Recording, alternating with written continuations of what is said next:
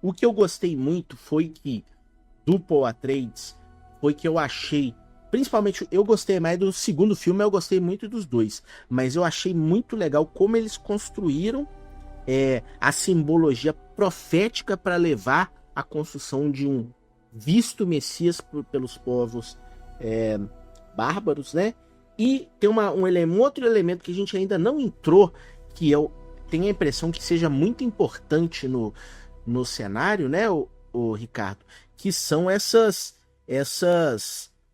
a Irmandade das Bene Gesserit, né?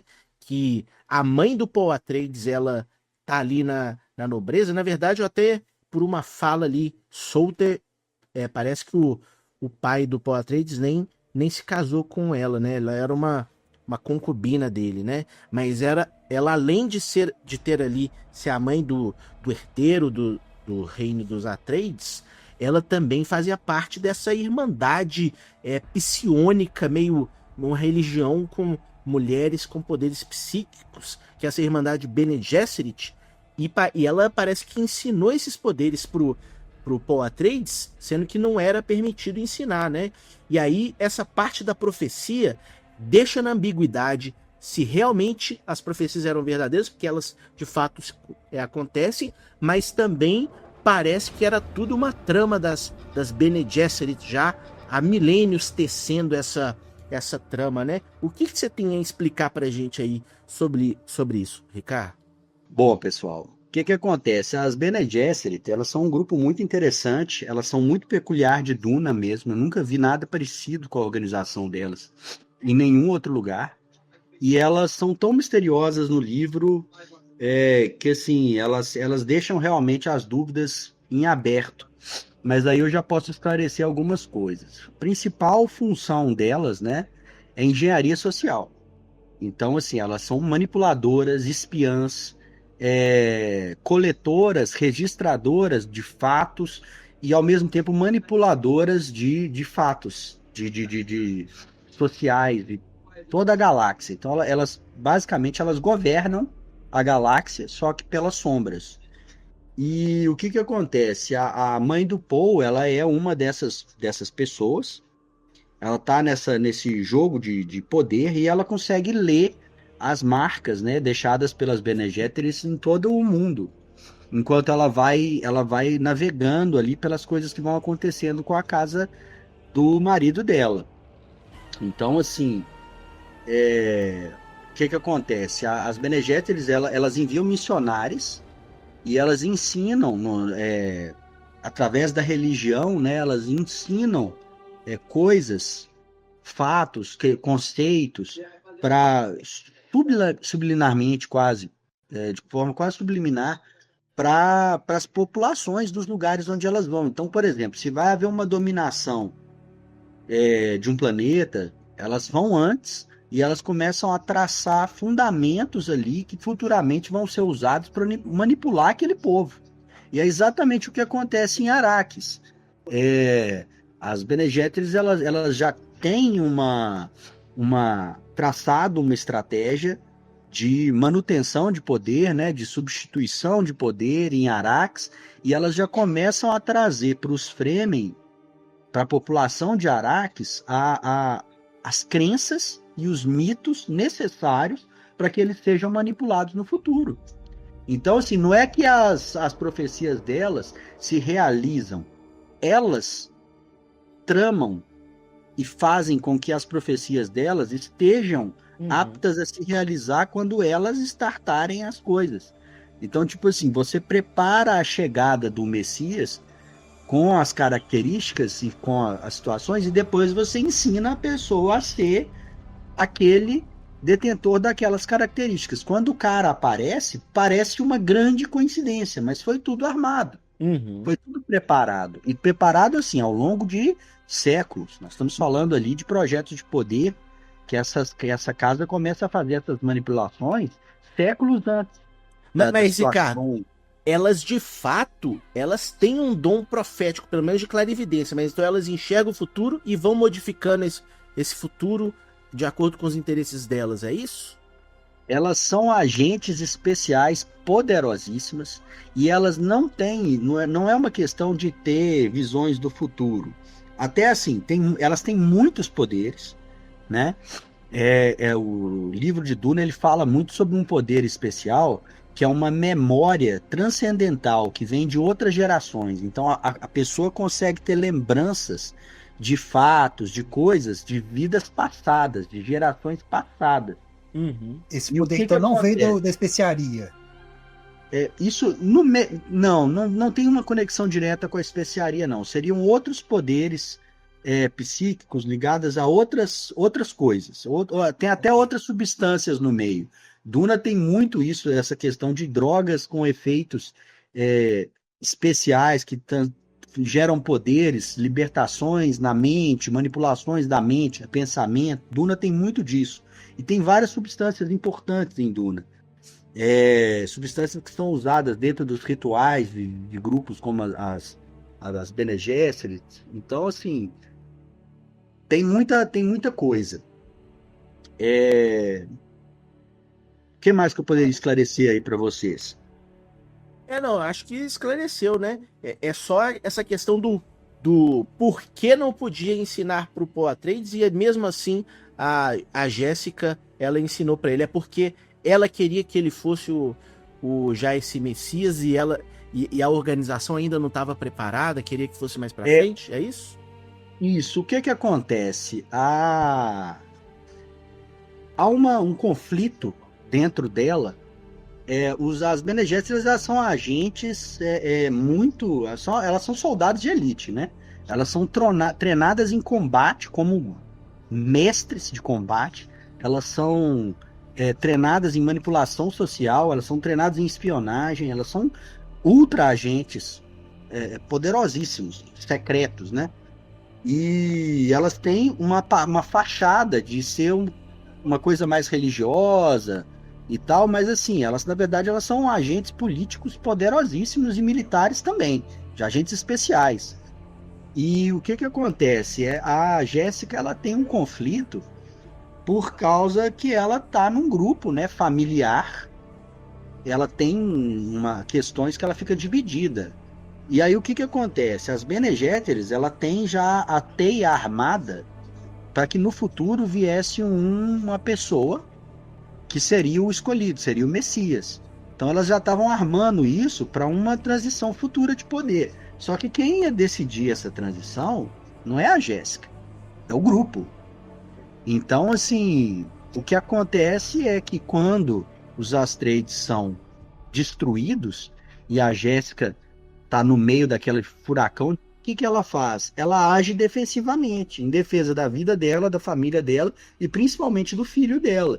Então, o que ela faz? Ela move os pauzinhos, ela orienta o Paul para que ele tome as rédeas das teias que as Bene Gesserit já plantaram anteriormente para ele se tornar o Messias dos Fremen.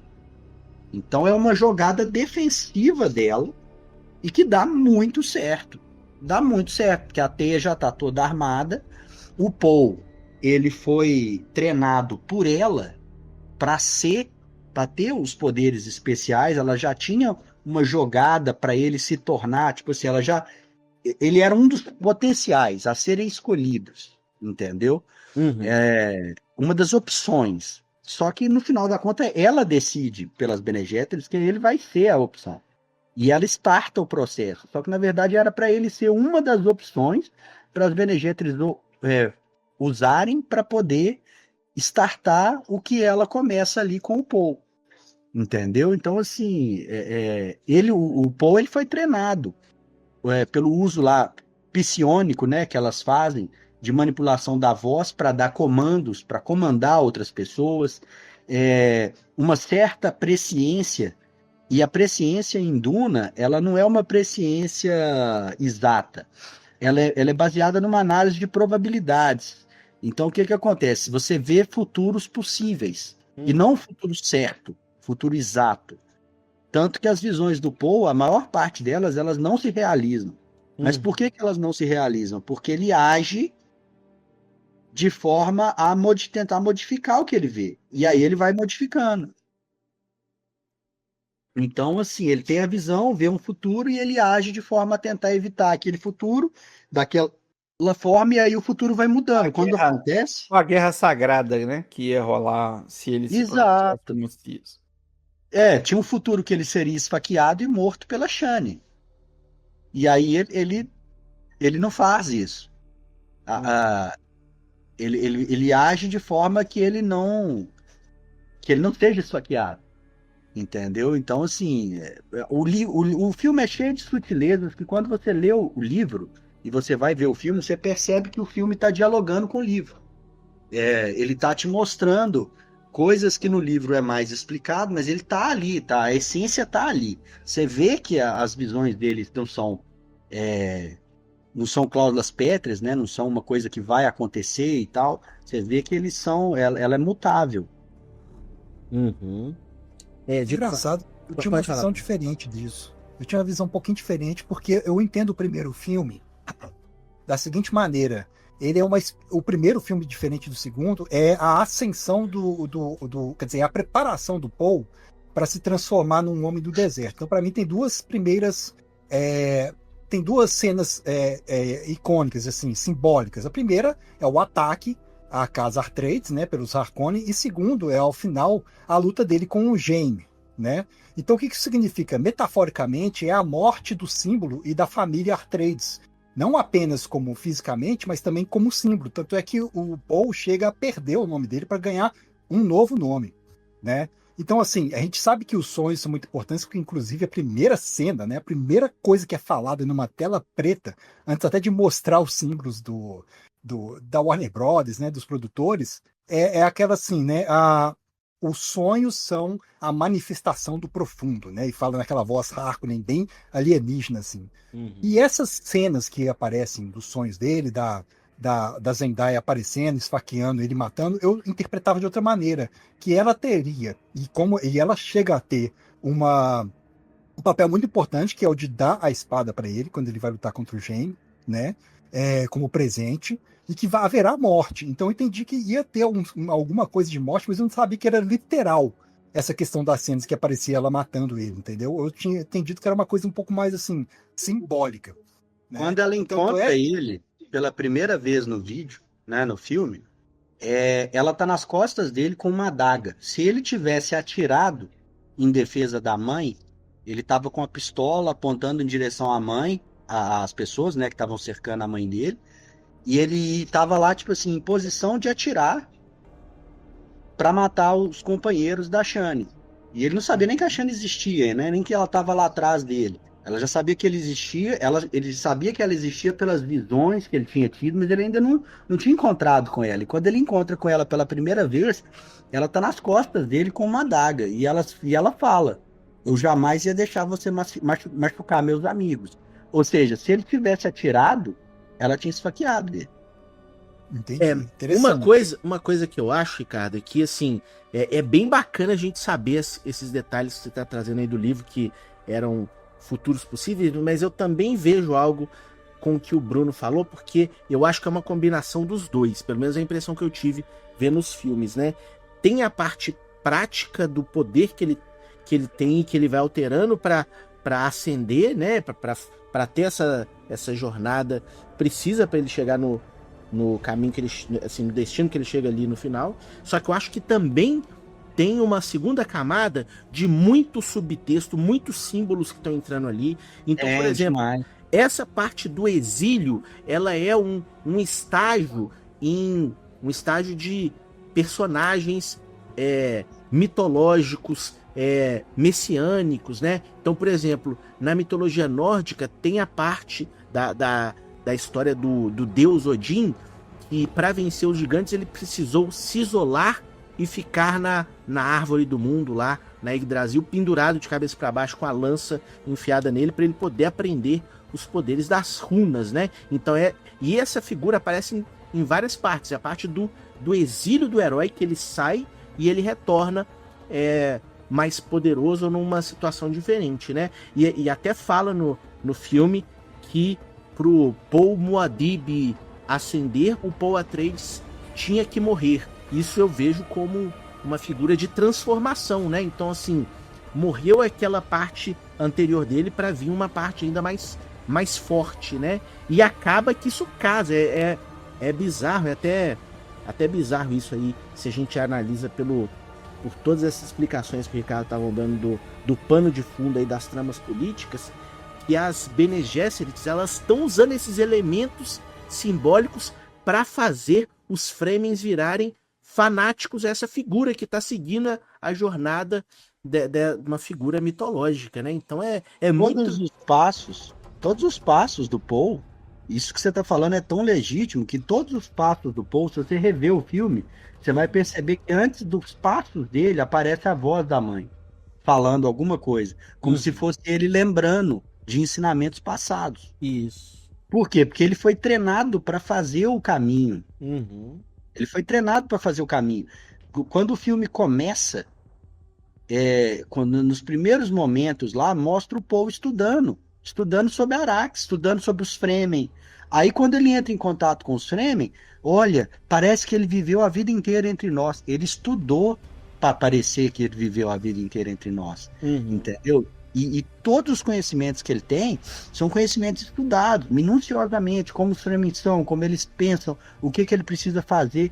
E as orientações que a mãe passa são exatamente as orientações que ele precisa ter para ele poder ativar o mito simbólico do Muad'Dib. E é isso que ele vai fazendo. Mas o Muad'Dib é um mito criado por essas mulheres? Tipo assim, há muito tempo atrás elas já infiltraram lá? Implantado na sociedade dos Fremen para que eles recebessem o Messias, né, entregassem o poder e fossem escravizados. E a Shani fala isso no filme. A Shani, aliás, né, que aquela Shani que está no filme, ela não existe. Ela foi uma criação completa. No livro ela não é nada daquilo que ela é no filme. E no filme ela fala pra ele, numa hora que ela tá revoltada lá, ela fala, isso aqui são instrumentos que eles usam para nos escravizar. Exatamente. É exatamente o que ela fala, entendeu? Só que é isso mesmo. Tudo que o Paul faz, o terreno já foi preparado para ele fazer. O que a mãe dele faz é entregar os elementos ativadores para que ele se tornasse exatamente um líder religioso ultrapoderoso que teria fanatismo e o controle absoluto daquele povo. Pois é, mas no primeiro filme... Eu posso fazer uma provocação aqui para vocês pensarem. Vocês são tão enredados pela propaganda Bene Gesserit que vocês começam a significar tudo de forma religiosa inconscientemente no filme. As visões são proféticas, elas não são tudo. A gente entra no jogo do Messias. Aí você começa a olhar as visões, não, mas as visões são proféticas, elas são simbólicas, elas trazem princípios. Exatamente, é a mística que as Bene Gesserits querem fazer e que elas fazem com brilhantismo. Elas querem justamente isso aqui. Pareça que seja uma coisa transcendental, que seja uma coisa espiritual. E o chocante, o negro, tá? Justamente o terrível é você ver que é tudo armado. Isso. Sabe? Uma das grandes críticas de Duna, um dos grandes pesos de Duna, é mostrar a manipulação social, a engenharia social que é feita friamente por aqueles que realmente detêm o poder, para que você tenha uma ilusão de liberdade, uma ilusão de escolha, mas na verdade você é uma marionete. E o que acontece em Duna é que as marionetes saem do controle quando uma pessoa assume esse poder e começa a usar, e o pior, a própria pessoa que está usando não é a pessoa para quem aquelas teias foram montadas. Então, o que acontece? Aquela pessoa que também era uma pessoa manipulada, ela começa a acreditar na profecia. Só que a profecia era um instrumento e não uma verdade. Mas o Paul começa a acreditar que ele é o cara, que ele é o Messias. E é aí que é a grande jogada. Primeiro, Duna mostra todo o processo de levante de um Messias. E no segundo é onde começa a mostrar, mais evidentemente, que aquilo não é legal. Que na verdade é a jornada de um anti-herói e que a coisa está Isso. ficando cada vez pior. Exatamente. É o falso Messias, é o Messias programado, né? Eu acho assim, a gente